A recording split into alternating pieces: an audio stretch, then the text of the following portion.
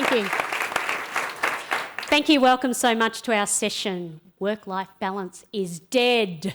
It's all about work-life integration, so we like to be rather controversial here. Just to let you know that we are going to be recording for broadcast on ABC Radio National here today. Yay! Woo! So it's very exciting, but what it means for you is active participation, because there's nothing worse than dead air. So we actually need some life in here. So we need you to cheer, we need you to laugh, and we need you to cry. And I don't want you to cry silently. I want loud crying because we need emotion. Because usually we don't get the privilege of having an audience, do we? Maria, this is Maria Magic Tickle, our producer. And Selwyn, our technical producer from ABC Radio National, is up the back as well. Thank you, Selwyn. So usually we have silence, don't we, Maria? Because I've asked for a laughing track for This Working Life, but she won't give it to me. So you'll be our laughing track. Can we practice? I love a woo, right? Because I think if we can have woos after something, if you're really sort of profound today, then I think you'll get a woo. So can we practice a woo? Ready? Woo! Right, and a yay! You know, we love that. Ooh. And then a woo. Can we practice that? Okay, beautiful. Now, we will do Q&As if there's time at the end, although with all that wooing and cheering, we might not have time, but we'll see how we go. And you'll be able to hear yourselves on Radio National, 5:30 a.m. before Fran Kelly on Monday. Is that exciting? Woo!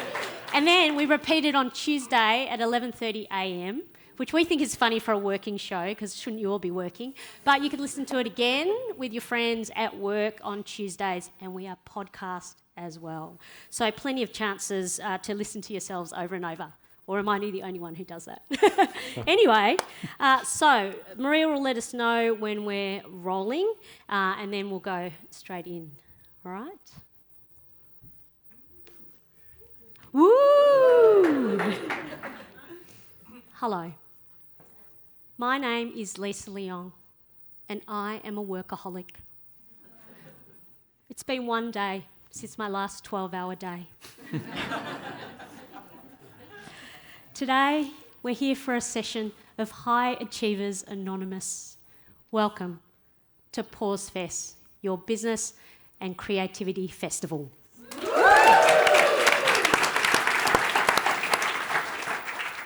Step 1 of your road to recovery. I want you to find your phones, please. Show me your phones. I want to see them. Now you need to switch them off. Yeah. I want you to do it right now, so show me, please. I need you to switch off these phones. Does anyone not know how to switch off their phone? Yeah, when it dies. That's what I have to switch it. Oh, we've got Siri saying, "Don't switch me off." Is that Siri's voice? Okay. Now, has everyone switched off their phones? Can you check each other's? Okay. Now, I want you to hold hands. Yeah, we're doing this, people. Just take a deep breath in. Deep breath out.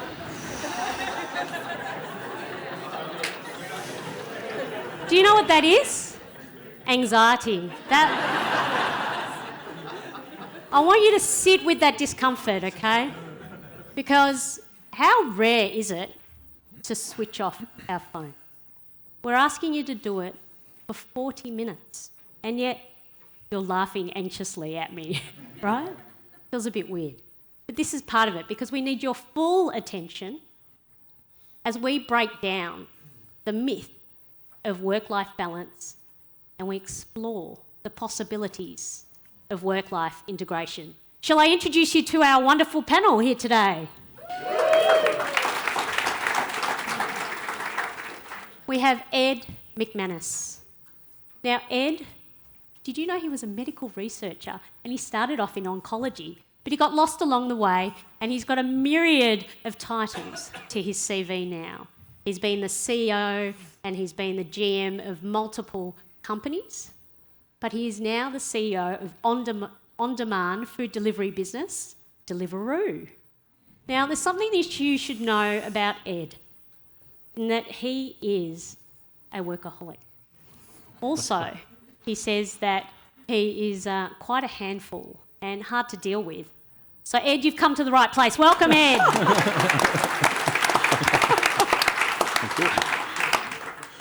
And now we have Natalie Feehan.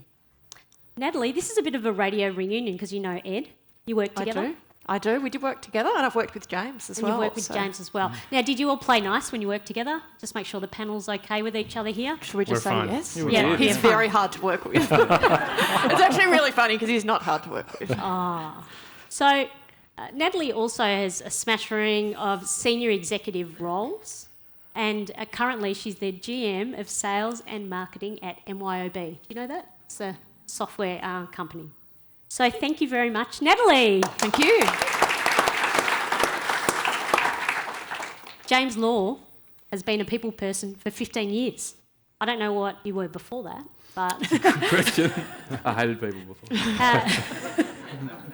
So welcome to society. Thank you. You've also been at various places, including Invato, and you're now the Chief of Staff at EstimateOne. Welcome, James. Thank you.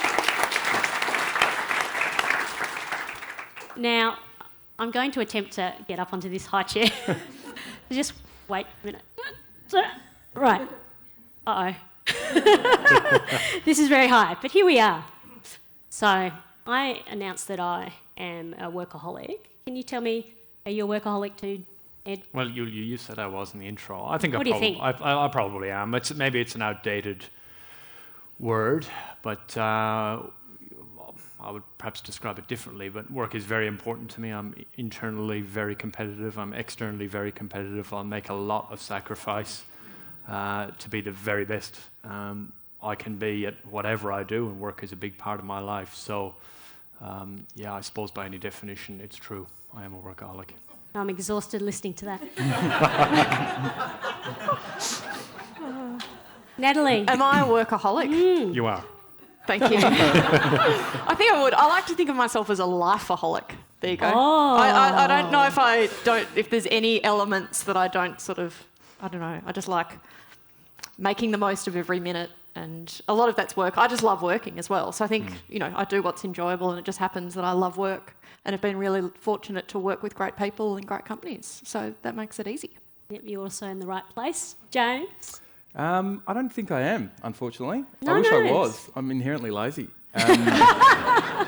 But I do think I like work, and work's a big part of my life. But anything over a certain amount of hours a week, and my efficiency drops significantly, and I'm starting to work out that it's not that valuable to work beyond those levels of efficiency, to the point where I'm not doing a great job. So I'm not a workaholic, no. There's a lot of self-awareness there. I'd love to have that same self-awareness to understand where my efficiency drops. Or I just went third. I'm trying to make you look bad. So what cost might there be of being ultra-competitive and always on, Ed? Well, by the way, I don't think it's just about hours. I think it's what you're thinking about when you're in the shower, or what you're thinking about as you're driving or doing other things. So maybe we'll come back to you, James. But what's the cost? Yeah, there's cost. But, I'm happy. It's a choice. I don't have to do it, and nor does anyone else. And but there's cost to I'm married with 3 young kids, and there's undoubtedly at times cost to my marriage, and there's undoubtedly at times cost to the relationship I have with my 3 children, and some friends.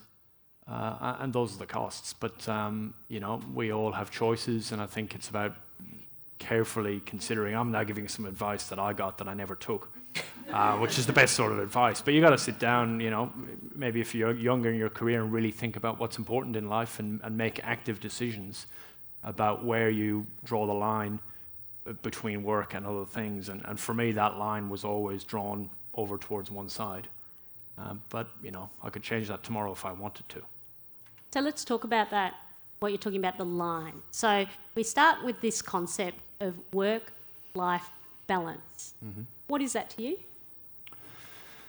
Well, look, it sort of, depending how you define it, doesn't exist really for me. But again, I don't want to labour the point, but that's a choice. depending on what people choose, people just need to be happy. And for some people, that will be an amount on this side of the line and an amount on this side of the line. We're going to talk about how the lines blur, I guess, in a minute. But for me, it means trying to be the best you can be in your life outside of work, balancing that with your work life. But it's tremendously difficult. I find it difficult and I fail at the balance all the time. I think Natalie? that's the challenge with the word work-life balance, is it inherently says that you've got two equal things that you need to kind of balance out. And it's impossible if you spend your life trying to balance those two things out evenly. I think you're going to tie yourself in knots and be incredibly stressed.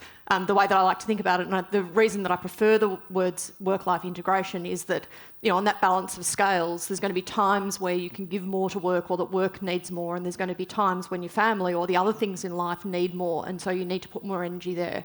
So the nice shift from work-life balance means that they're not two separate things that you're trying to balance. Work-life integration is about balancing your whole life. Do you think work-life balance is dead? Yes. Yeah, I think it's just life now. And one thing that I've learnt to do is become more effective in shorter moments, so that I can work my life into my day, as opposed to have a set of work hours and a set of life hours. So that there are times where you can do things that I normally wouldn't have done in 15 minutes, blocks between giving a child a bottle and watching the cricket. And that has allowed for me to focus more on my life than a balance of anything, and has helped me a lot. I like that concept of the fact that it's no longer work and life, it's life, James, that you mentioned. So let's look at work-life integration, which is the new concept that we're going to be looking at. So when I think about work-life integration, lines are blurred. It is just one thing, and maybe the mobile phones are an example of that, because you can basically have your work with you after hours. You consciously think about work-life integration, James? Not really. I love the fact that I can work on my phone. That it's a really a real advantage for me, because it means that I can sit on the couch and answer emails that I don't have to do in the morning, and that means I can be more efficient in the morning when I probably am more efficient. So the opportunity to have work with me at all times means that I can be more effective at the times that I think I'm going to be more effective, and less and put it down when I'm doing something else. So I appreciate the fact that I can take my work with me wherever I go, and access it whenever I want to, which I think people underestimate. I'm old enough to remember when you couldn't do that, and it was really annoying, because it meant you had to start work basically to finish something, and that was a pain in the ass. So to be able to go home at 5, do what I need to do with my family or friends, and then log back on at 9. James told me before he never sees his friends. Is that a lie? Yeah, that's true, actually. I don't have any friends. Thanks. That helps I didn't think we were going to bring that up. We're friends. Thanks, mate. We are now, yeah. So I think ultimately I appreciate that opportunity. Yes, we've cut you off because You've got no friends. you're all alone. Natalie? Work-life integration. So, look, I've got 3 young kids, and I love my career. I've got what I think is a successful career, and I think I'm also a pretty good mum. Other people might think otherwise. But work-life integration enables me to do both of those things. So I feel incredibly grateful for the opportunities that I've got to be really happy at work and really happy at home. And, to your point, I don't think you necessarily had that before technology enabled it. The thing that we've got to be conscious of is, with work-life integration comes, and it's self-discipline, but you can be working whenever you want to. So I think the thing that we need to be thinking about as a society is the impact of work-life integration for people who need the mental space and those health breaks, and, to de-stress. And being always on is okay. I don't mind being always on. It doesn't cause stress in my life, actually. I actually quite enjoy it. But we do need to be able to switch off or mentally compartmentalise and be healthy. So we have to be conscious of the choices that we're making in that integration, not letting it just overrun. And so when you're consciously integrating it, how often are you managing it? Like, are you just pausing in the moment and thinking? I don't think I manage it very well at all. Like, you ask my husband and it drives him mental that I sit at the kitchen bench and type on my laptop or I'm on my phone. But I mean, I'm consciously getting better at least trying to be present. So, and especially with kids and things like that. So, you know, it's, to Ed's point, it's all about choices. So I know when I get home at night, I need to be present. So I try really hard now to leave all of the devices in another room. The reality is the type of work that I do in terms of sales and marketing and looking after people is I'm not doing anything that actually requires me right there and then to be there. Like, I can't kid myself that the company is that dependent on my skill set that those couple of hours where I'm switching off are going to be life or death for the company, right? It's just ridiculous. But sometimes I have to remind myself of that too. It sounds crazy, but it's okay to put it away. But work-life integration, so I'll give you an example. Last night, so often in the middle of the night, about 3 o'clock, I can't sleep and I'll check emails and do some emails, and drives my husband mental again. Great balance. But I kind of like it. I can't sleep anyway. I thought I was bad. I'm thinking about work, so kind of why not? And then people say, oh, you shouldn't email your staff at, you know, strange hours of the night. It's not fair on them. I don't expect a response from them. And work-life integration, like you one, can't have your cake and eat it too. But maybe I would. But you can't tell people to integrate work-life and then put boundaries around when they can and can't work, right? If you want me to have work-life integration and I'll work when I can and be absent at other times, well, then let me work the way that I want to work. So I think that's the dilemma we're in at the moment, is we're stuck between these two worlds where we want to put some boundaries around it, but say integrate in this way. Can we talk about the leadership shadow? So from a balcony view, is work-life integration really just for managers, or do you see everyone really sort of grappling with this, and is this for everyone? I think it's the teams that I'm involved in, it's for everyone. And I think, you know, we've had some good examples on technology. I think it means other things too. There's a flexibility element of if you've got to drop kids off or attend to a family member who's sick or be at home because a tradie is coming, or, you know, a whole list of things, then that's work-life integration to me. By the way, I hadn't heard of the term, I have to admit, until this panel. So I think that those things are important, and certainly people I work with, I allow that as a given, if that makes sense, but I expect a lot back. So if I'm giving you the flexibility to do things in your life that you have to do in what traditionally would be deemed normal work hours, that's fine, but there has to be trust, and I expect a lot back. And I make no apologies. When you say you expect a lot back, do you expect more back because you're giving them that flexibility, or? I think I expect I expect the work to be done, and I expect flexibility back. By which I mean, sometimes there'll be times where I'll say, "Hey, I'm sorry." Maybe I don't apologise. I'll say, "This has to be done, and it's the Sunday. It just has to be done." Yep. And I expect that, you know, not that if this is every Sunday it's different, but I expect that on those occasions you'll do it, because it's a two-way thing. Yeah. And I think probably, actually, where we've got to in this corporate sphere, it feels often a bit one way. So companies are telling people, employees, you can do this, and you can have this. You know what? That's partly true, but it's not quite true. And it's a two-way street.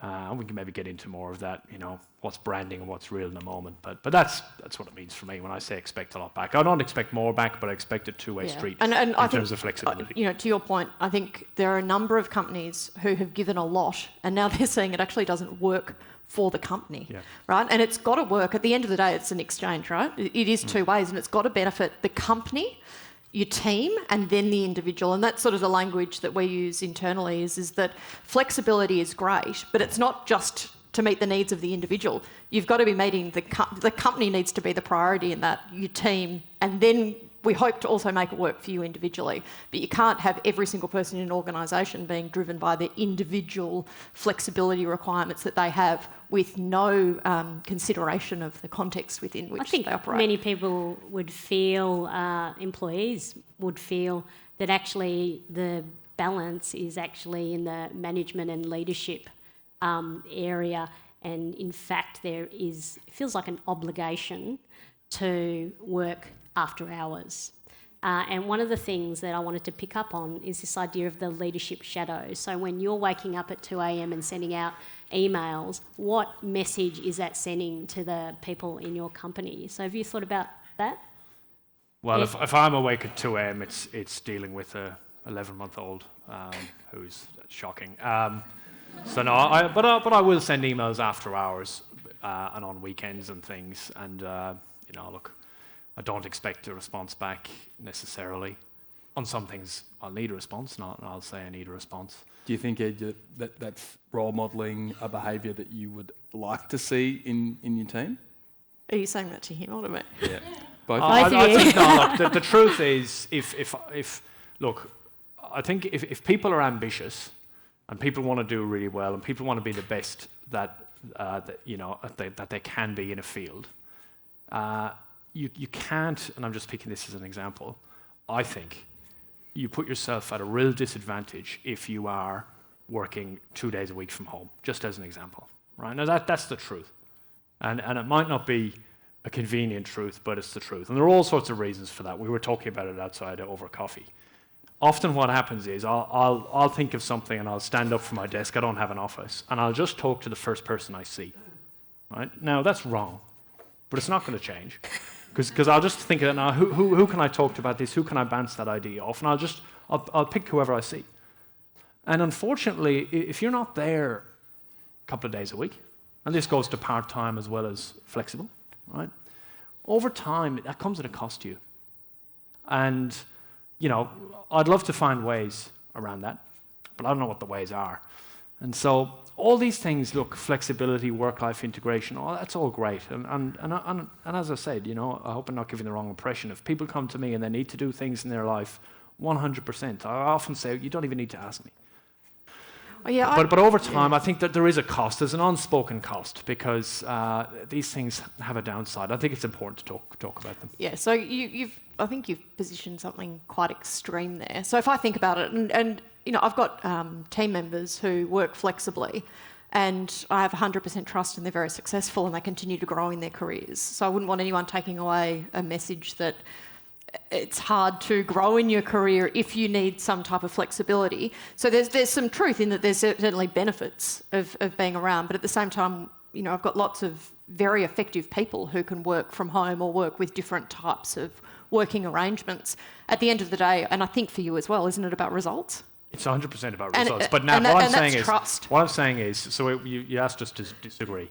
You're opposite, let's go back 10 years when we worked together. Your opposite number at our competitor, right? Yes. If this might not be a great example. Your opposite number was competing with you, right? And I know how you worked.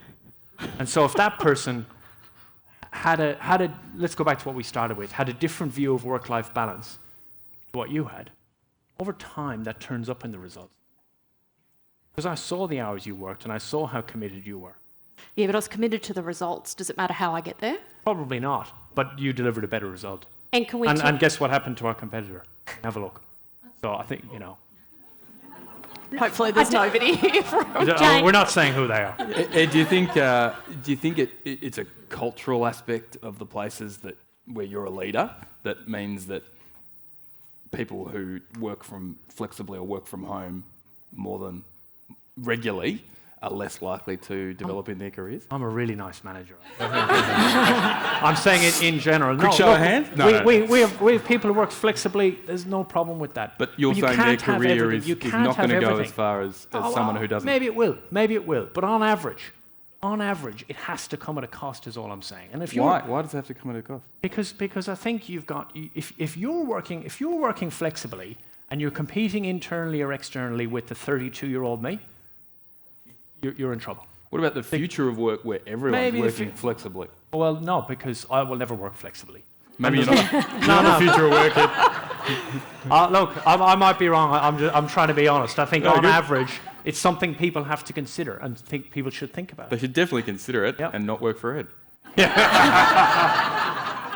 And if you've just joined us here on RN This Working Life, we're coming to you from Pause Fest. I'm Lisa Leong, and with me to deep dive into work-life integration, McManus, representing Always On CEOs of the world. We have Natalie Feehan, spokesperson for senior management, and people person James Law. So let's talk about mental health let's talk about what happens, because you mentioned that there's a focus on results and that sometimes you have to work as hard as you can to reach those results. And I'm wondering if you wanted to put a team together for the Olympics, because in the Olympics, they need to rest and recover. But you're telling me that there's no need for that. In fact, you can just work all those hours and get those results. James, can you talk about... I'm not sure he'd said that, to be fair. He might have thought it, but he didn't say it. James, can you talk about the effects on health? And you've got a story about some developers.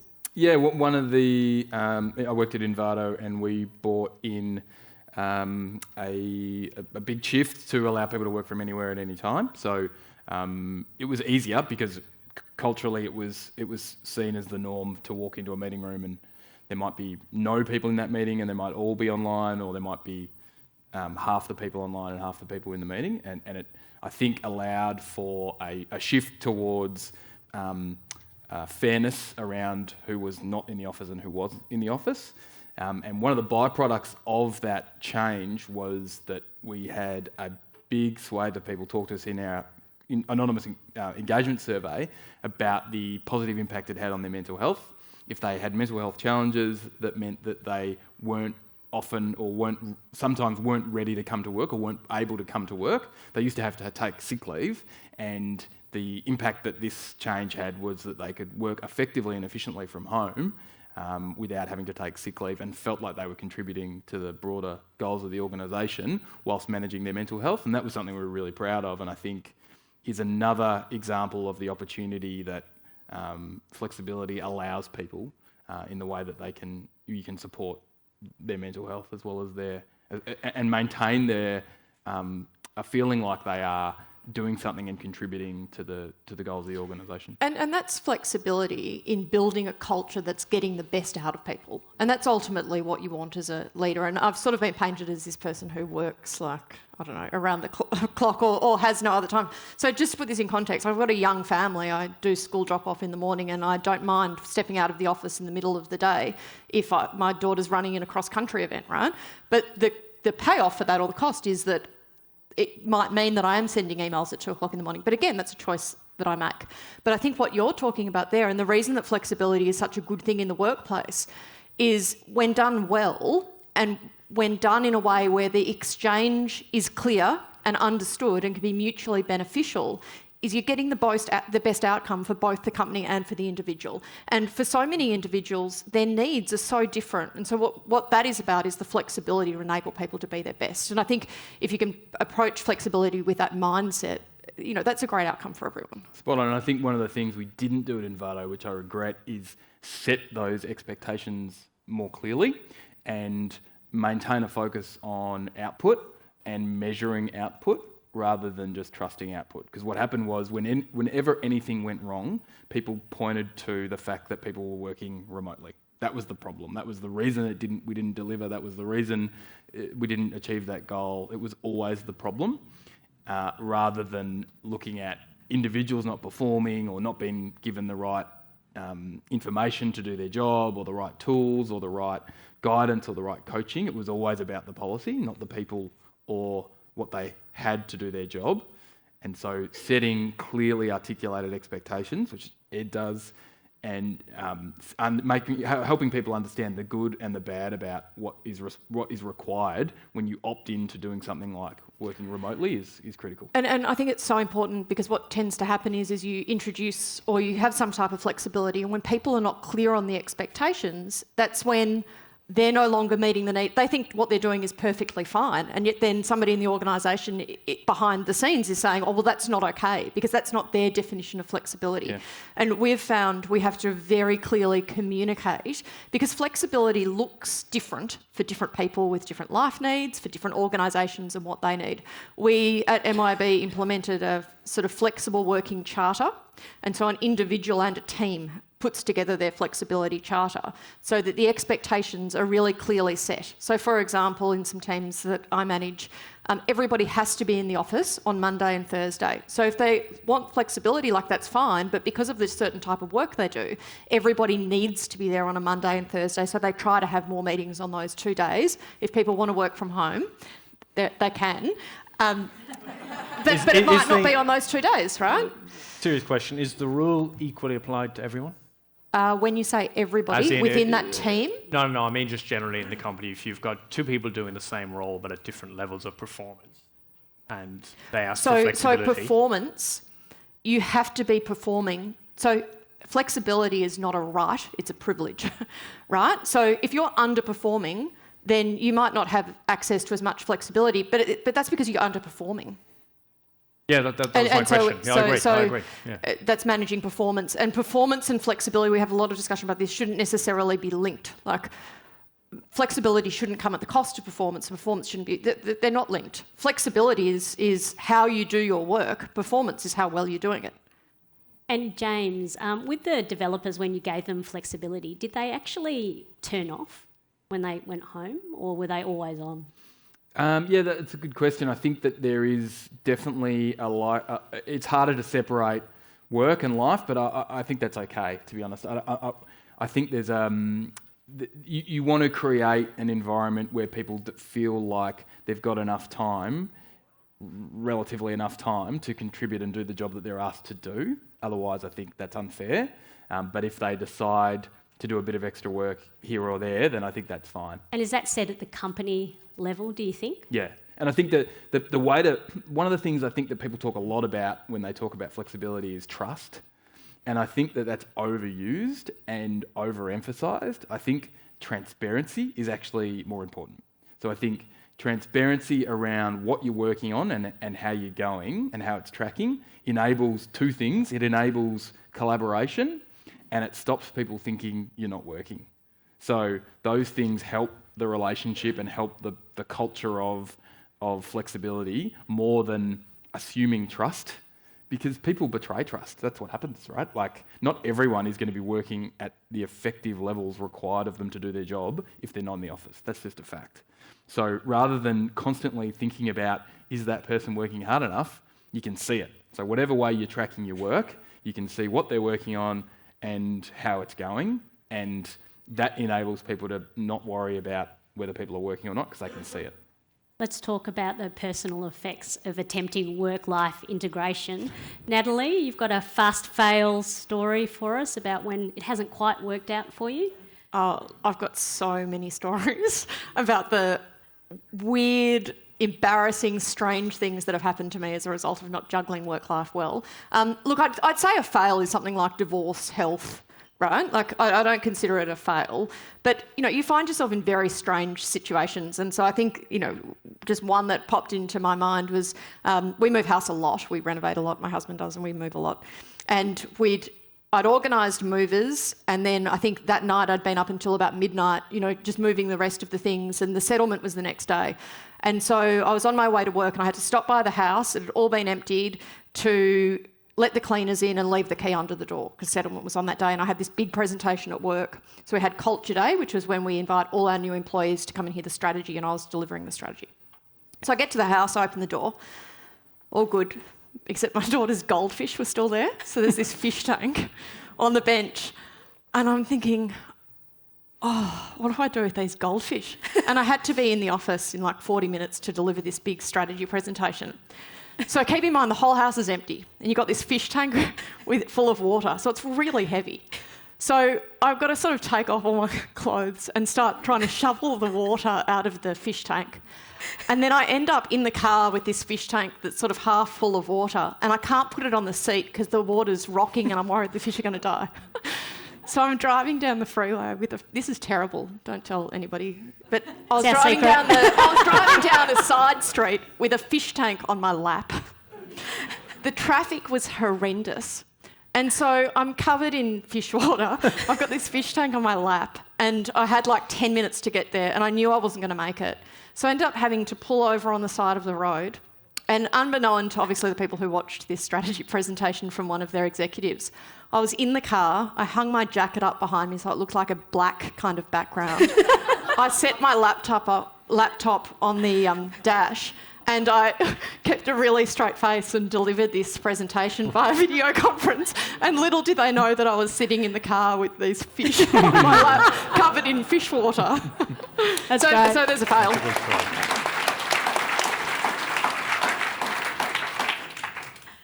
Ed, you got a time when work-life integration didn't quite work out for you? I probably have regular mini fails. I've gotten better over the years. So if you go back 6-7 years, I would answer text messages and emails under the table while having dinner.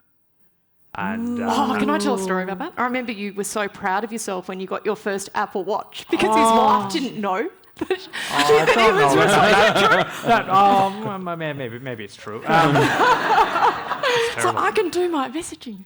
But look, I learned the hard way, lots of little fails, and I've had no major failures, in terms of major issues in life. But that's a terrible thing to do. So it sounds simple, but when I arrive home, my phone goes away for a while. And the other How really long? important, an hour. Yeah. An hour. Yeah. But then look, I'll be doing things, 7, 8, and the kids will be there, and the kids will be wanting my attention. Sometimes you get a bit frustrated, which is terrible. So those are the little fails. One thing I do is I plug my phone in at night in the kitchen. I have an old 90s style alarm clock, the digital ones with the red light. I have one of those. It works perfectly well. But because for me, having the phone there would be crossing the line.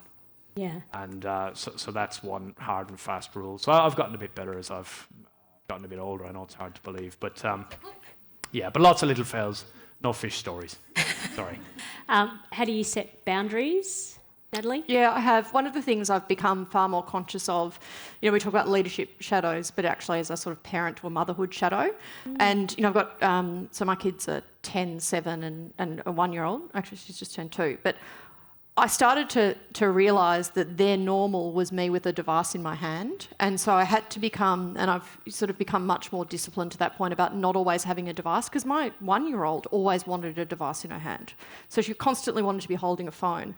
And so I think it's about, again, just thinking about, the impact that you're having and the example that you're setting. Now, the example that I'm setting for my kids that I'm really proud of is that it's possible to be a loving, great mum, but also to have a successful career. But I want them to make sure that they get the loving mum part, not at the cost of the work, and thinking that I love the work more than them. So the boundaries for me now, like again, if it's 2 o'clock in the morning, kids are not awake, right? So if I'm awake, I don't mind having my phone and doing a couple of things, but between, until bedtime or whatever it is, I will put those sorts of things aside. Yeah, I'm a bit the same. I try and leave at a decent hour and come home at a decent hour, knowing that there are non-decent hours where I can do some work where the kids are asleep. I think the term is indecent hours. Ooh.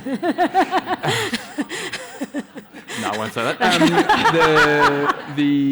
And I think like little things, in order to get devices out of my hand, and particularly my phone, which I'm guilty of a lot, is to use my laptop for work rather than my phone as much as I can in front of the kids, to get the newspaper delivered, which is not great for the environment, but it means I'm not reading the newspaper on a device, and to not use a Kindle, use a book. Because I think those things help, because kids can't really decipher between reading The Age or reading a book and a device. So little things like that I try and role model so that kids don't always want to have a device in their hand like I do. Are there any boundaries that you help set for your staff on how they can approach work-life integration in a better way? Well, I think, again, one thing, if I go back 10 years, I would have responded to every single email very quickly in the moment without thinking about whether that email needed to be responded to. Because more often than not, the next morning.